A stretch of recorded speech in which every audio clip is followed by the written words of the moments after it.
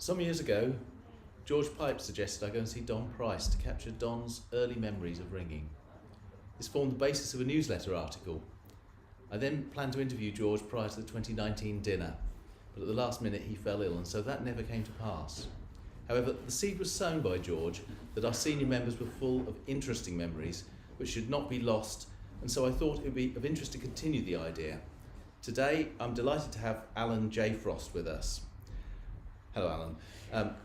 I say Alan J. Frost because our society actually has two Alan Frosts. Have you ever rung with Alan N? Well, I knew you were going to ask this.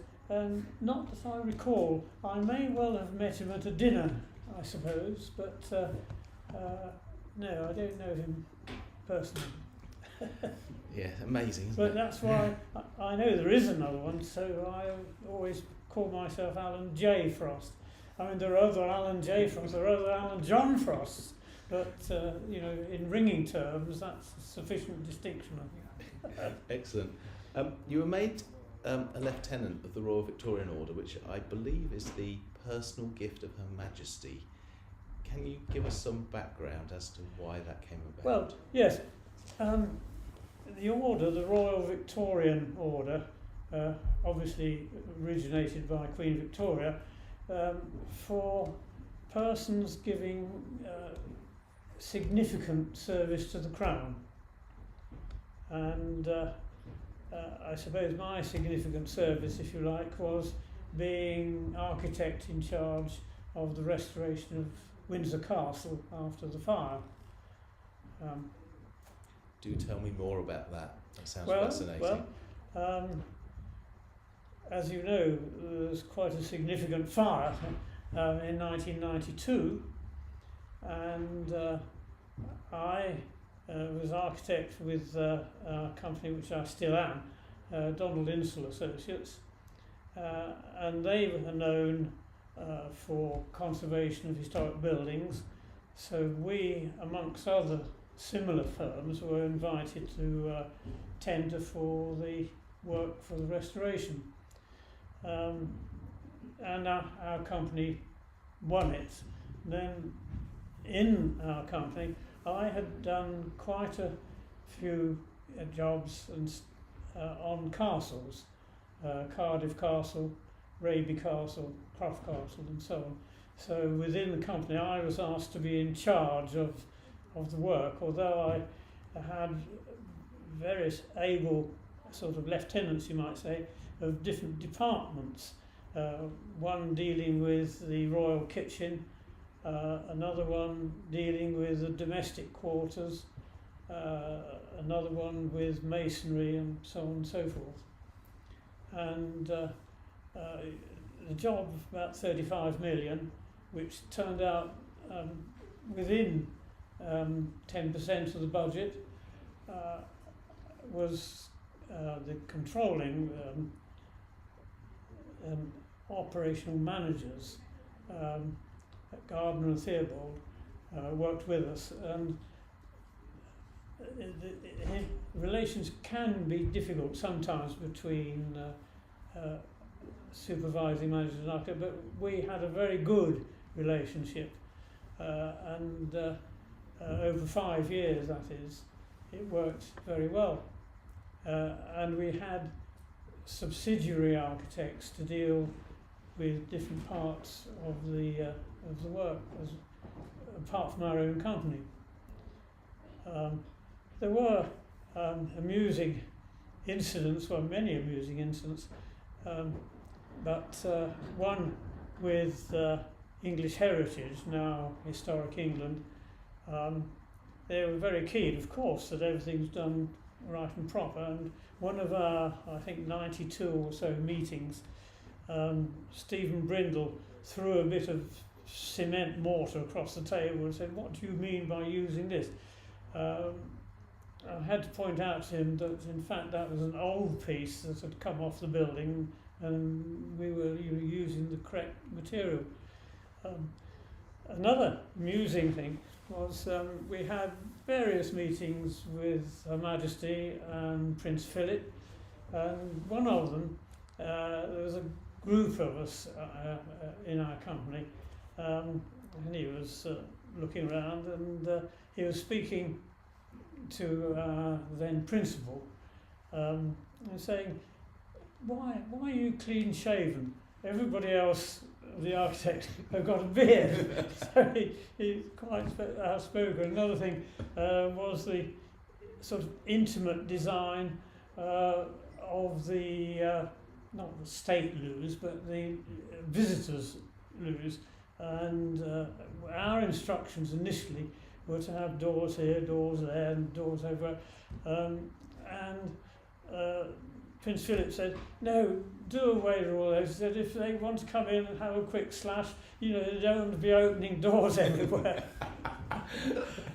It must be wonderful to actually see that sort of human side Yes. of the royalty. Oh, very much so, yes, yes. Now, I work in insurance, and I know that when you put fires out, you put a lot of water on buildings, so I Yeah. suspect drying out the castle Well, must have been an that's right. incredible challenge. That's it.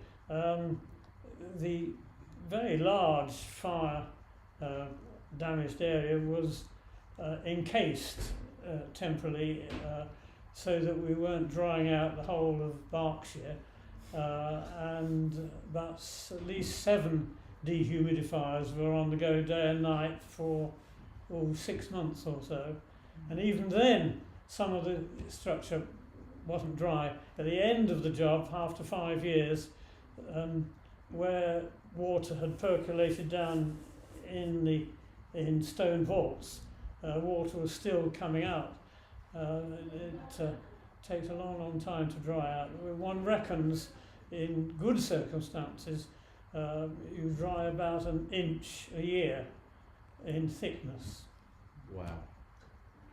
So. Wow. It must have been an amazing piece of work to work on. Yes. I mean, it was very enjoyable overall. You know, it was quite hectic. I would visit at least twice a week, and towards the end of the job, I was also involved in working HBSC headquarters bank in Shanghai. So I'd fly out there for a couple of days, or maybe 3. We had a flat there, and then come back and go to Windsor Castle, and do a bit of ringing in between. What a lifestyle! What a lifestyle! Fantastic. I was talking to Phil Rogers earlier, and he said you've been a member of St Paul's Cathedral Guild since 1959, I think he said. Roundabout, yes, 58, 59. I mean, I've actually been ringing just over 66 years now there. I came up to London in 1956 and met Alf Peck at St Luke's, Chelsea, and we got talking. In those days he was quite elderly, obviously, and a relatively genial fellow, although I gather in his earlier days he'd been very much rather different from that, you know. However, he said, done much ringing on 12? I said, no, none at all. Well, try our light 12, he said, first of all, because at that time there were only 3 rings of 12. There was Southwark and St Paul's and Cornhill. So they said, well, try Cornhill, the light 12. and there I went on. So not St Mary le Bow at that time, I suppose, because they were still out. St Mary le Bow. When I would, as until a few years ago, cycle around, and St Mary le Bow was being rebuilt with this concrete tube rising up, which eventually became the steeple. Yeah. Any memorable peals that you've rung at St Paul's? Well, I've rung, I forget how many now, quite a few. Yes, a 100th peal on the bells, I think, was quite memorable. It was just before lockdown. But other peals, you know, they're all memorable, really, peals at St Paul's. Yes, absolutely. And I believe you're also an honorary member of the Westminster Abbey Company? Yes. So what occasions have you rung for? Well, lots. One of the, I was honoured to be able to ring for the wedding of Prince William and Catherine which we rang 3 splice, I think, something like that, yes, for them. And then ringing for the death of the Queen Mother. I rang the tenor half muffled there. My first peal was quite significant in a way, because I rang it just 6 weeks after first handling a bell. Wow. And had a very good tutor, Pat. Good heavens, I'm forgetting names all the time now. Pat Chapman, that's right. And he took me around, and I think for 6 weeks I rang at least once every day, and finished up, with just bringing the treble to a peal of doubles. But it set me off on peal ringing. Yes. So where did you learn to ring? Kettering. Okay.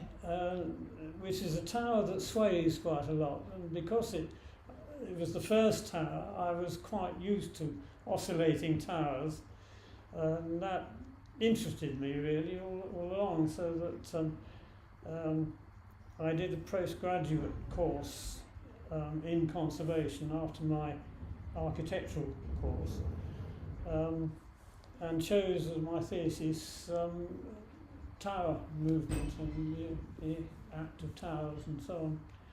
Yeah. And that then, in due course, led on to Fred Sharp inviting me, before I was a member of the Central Council, to join as sort of ex officio member of the Towers and Belfries Committee, which I've been on, or its successor, ever since. Wow. So I think you're the third most senior past master of the society, after Michael Morton. People can't see, but Michael is actually sitting over here, and Michael Chilcott. So I think you're the third most senior. Yeah. What was the society like when you were master? Well, I think one sort of has to distinguish between the London ringers and the wider membership, because the wider membership have been ringing Bristol and so on, but in London it was very much restricted, and we began with Michael and Rodney Meadows and John Rock to have a sort of programme of progression, and I produced a broadsheet of, 16 methods, which that's a poor copy of, Wow. which was distributed round to all interested members, so that we could boost up the number of methods.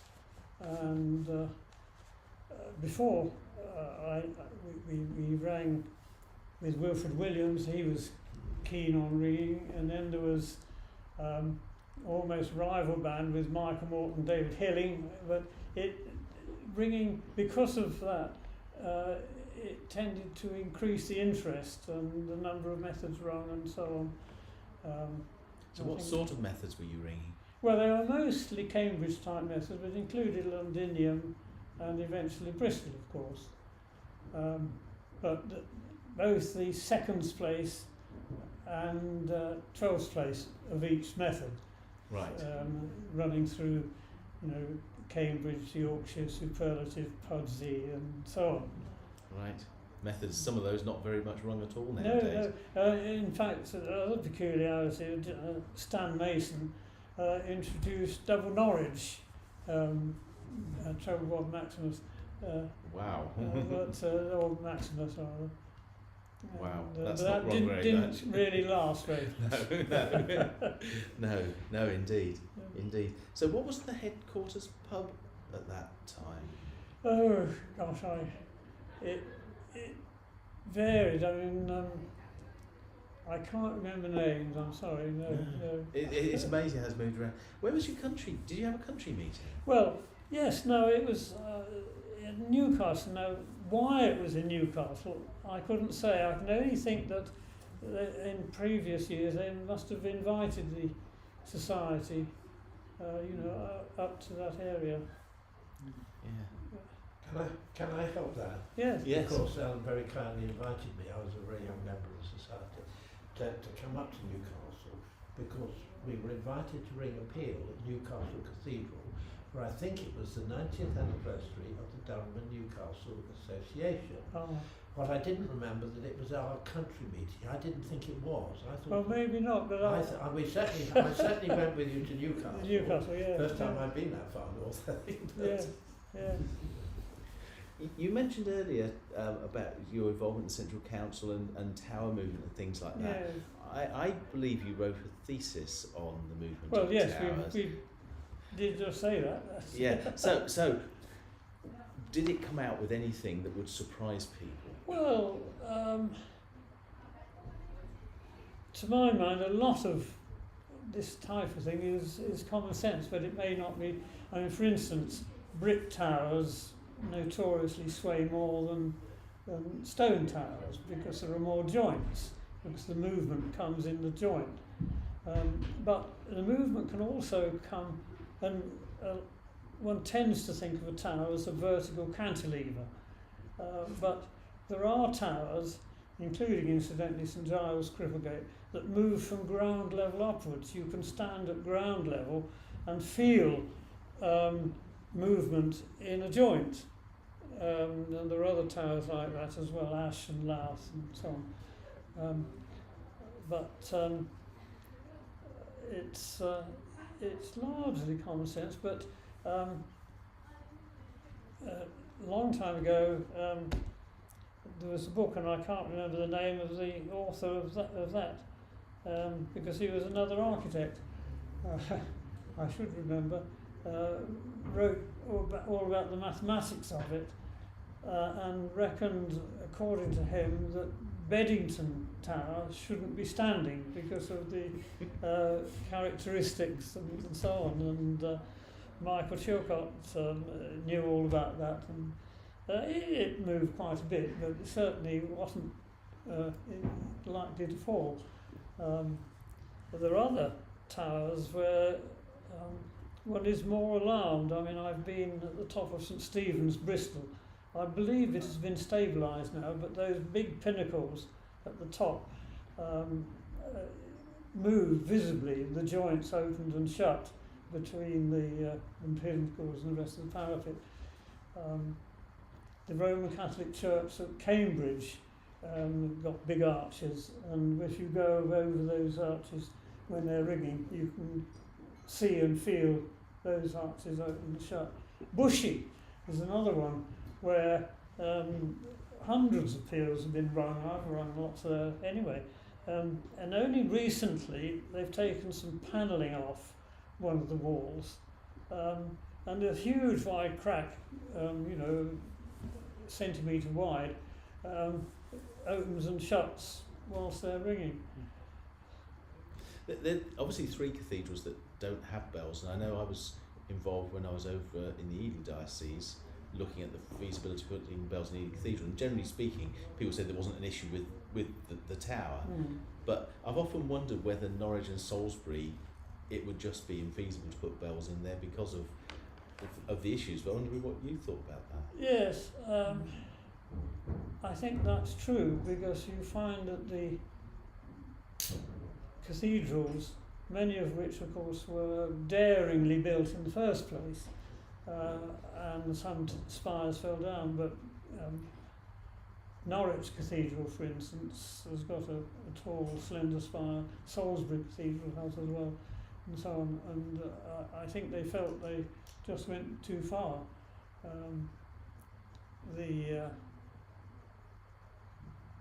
The bells at Lichfield are in the smaller of the two. There are three spires, one large one and two smaller ones, and they're in one of the smaller steeples. For good reason. Yeah. Yes, absolutely. You were talking about some of the characters, sort of the early days of you ringing London. Yeah. Are there any others that particularly stand out? Oh well, yes, lots of them. I mean, Alf Peck I mentioned.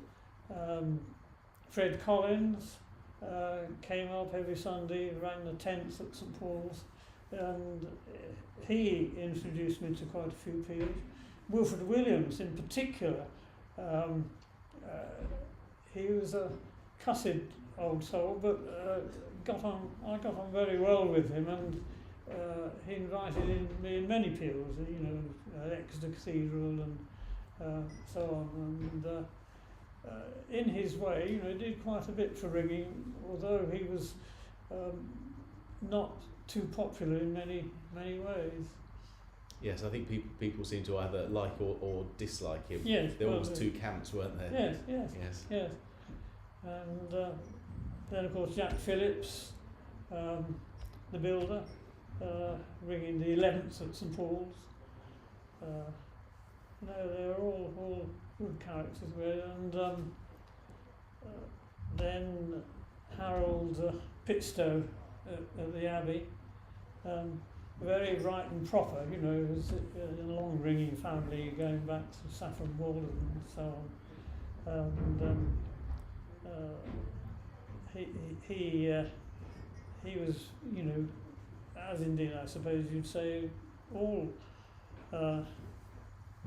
tower captains are, sort of trying to keep to the highest standards, and that I will certainly say with Harold. Yes, but with places like the Abbey and St Paul's, it's challenging, isn't it? Well, yes. Yeah. And you mentioned long service on the Central Council. I think you've also served quite a lot on diocesan advisory committees. Yes, I mean, again, that, as I mentioned earlier, started with the name escaped me again. I think I said it once sometime. They invited me to the Towers and Belfry Committee, and through that I then became invited to advise, first of all in St Albans, and then in London, and then in Oxford, which I still look after, although other younger interested people in that way, are coming along to back me up. Yes, it's good to have some youngsters coming along, but but equally experience you've got over all of those years is hugely valuable. Yes, I mean, there's a particularly ticklish job going on at the moment at Bishop Stortford, and it's been a long time sort of evolving in a rather unusual way, shall I say. And so we're going to, both of us, look and see how this develops and succeeds. Yes. Do you actually see plenty of people with talent coming into that sort of arena, or is it as a lot of places struggle? I wouldn't say a huge number. No, we're slightly scratching around, to find people who are interested. Yeah, and have the right skill sets, I'm sure. Yeah. Yes. And I suppose the other thing is that I believe you have quite a love of steam. Ah, well, that's another subject altogether. Yes, I mean, my father, uncle, great uncle, were engineers and ran a steam ploughing business, and so a friend of mine had a traction engine and said, "Why don't you have one as well?" Just and eventually I did, and became, I think, the fourth generation, to own. And over the years, I've steamed thousands of miles. And one of the occasions, of course, was in 1982, which was the centenary of the casting of Great Paul. And Andrew Wilby saying, "Well, why don't we reenact this?" And there was an engraving of Great Paul being towed up to London from Loughborough by a steam traction engine. And so I said, "Yeah, that's sort of a good idea." And so Andrew arranged in Liverpool Street goods yard, which then existed, to make a replica bell, 10 feet diameter, 10 feet high, in timber framing and papier-mâché on chicken wire.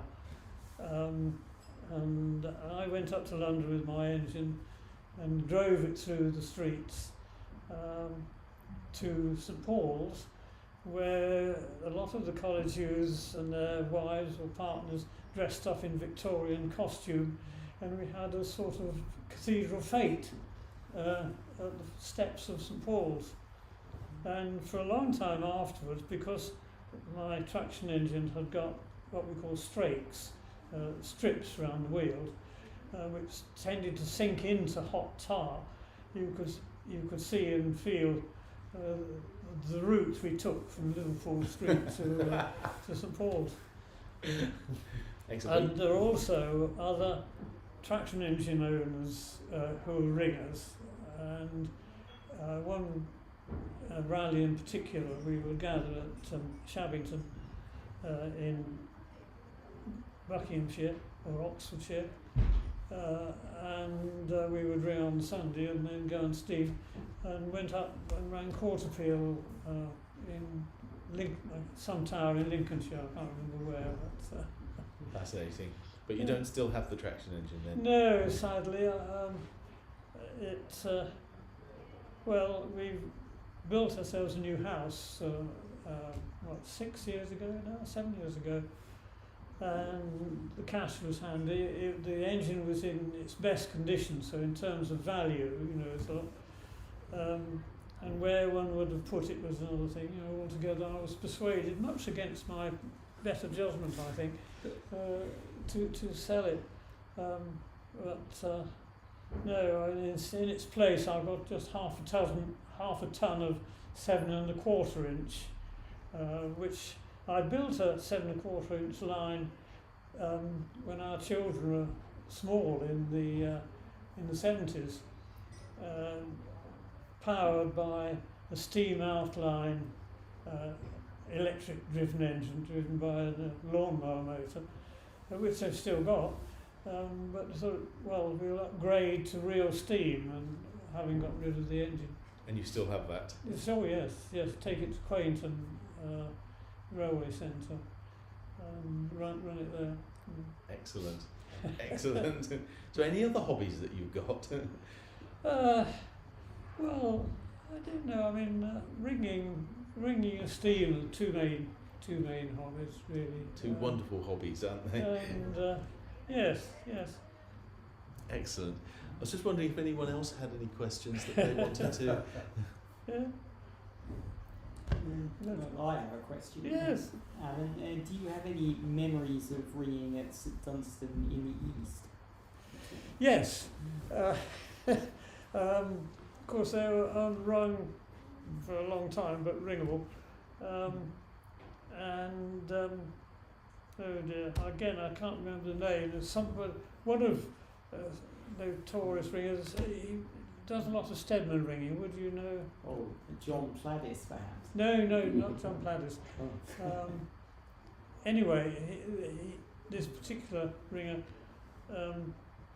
was well known in that tower and managed to. They weren't rung because there was a telephone exchange very close, and in those days, of course, they communicated, by orally through operators. So they absolutely banned ringing there, although they're ringable. But just before the bells were removed, they did allow one ring, and we rang on beautiful bells they were, of course. What happened to the bells then? Somebody else will know that. I can't remember. Didn't they go to a vineyard in the USA or something? Right. Yes, I mean, some bells have gone strange places. At Toronto Cathedral were the ring at down in the Docklands. Bermondsey. Sorry? St James Bermondsey. Bermondsey, that's Yeah. right. And I did a town inspection there, and they had been unrung for many, many years. And same as the church in Pimlico, St Barnabas. But it was really not practicable at Bermondsey. It was really squashed in the tower. you know, the bearings were so close together you could hardly get at them. Yeah. And so they were shipped across to Toronto. St Barnabas, of course, is still St Barnabas. Excellent. You must have done some unusual places that you've done some inspections. Yes, I've been up to Chime of Bells at Dunblane, Quex Park, and I can't remember any other. There are, I mean, every tower is so different. Timber towers and so on. I've got a list of about 1,000 or so, and I've also inherited Fred Sharp, is what I'm trying to think of. Fred Sharp's, all of his reports, but of course they're a sort of archival interest, they're not practical interest, Yeah. because things change. One might look and see what was noted 50 years ago or something. Yes. Excellent. Alan, you mentioned that you are diocesan bell advisor for 3 dioceses. Yes, Of which one is the Diocese of Oxford, which is very large and Yes. 3 counties. That must mean an awful lot of work, because you're talking about probably getting on for 1,000 or more churches, aren't you? Probably Yes. considerably more than that. well, yes, it is quite, I mean, And how on earth do you manage to? but a lot of things are done by email these days. Yes. Wherever possible. But no, I mean, every day I deal with maybe half a dozen cases, Really? Yes. and they soon stack up if I don't keep them going, Well, I'm sure. Yeah. which is why it's quite useful to have some other people, you know, doing some of them. But no, it's enjoyable work as far as I'm concerned. Good. It sounds absolutely fascinating, and you've clearly given an enormous amount. I mean, not just to ringing, but to the monarchy as well. Well, That's been absolutely fascinating. So, Alan J. Frost, thank you ever so much for giving us your time. That's been absolutely magnificent. well, Thank you. You're welcome.